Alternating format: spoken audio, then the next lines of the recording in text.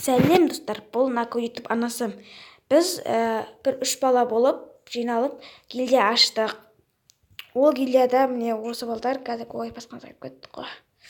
Крик, міне списокқа барайық. Міне Трэш M14 дейтін бала, болың каналы бар. Таш еркезет, бұл каналын описанияға қалдырып кетем. Міне осы Уйдайм дейтін бұның да каналы бар.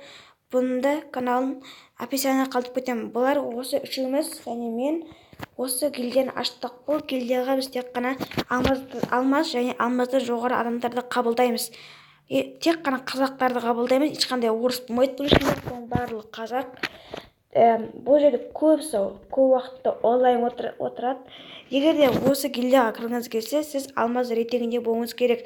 Міне сіздер көрсетейін кланның ID-ін. Міне осы ID жазып алыңыздар.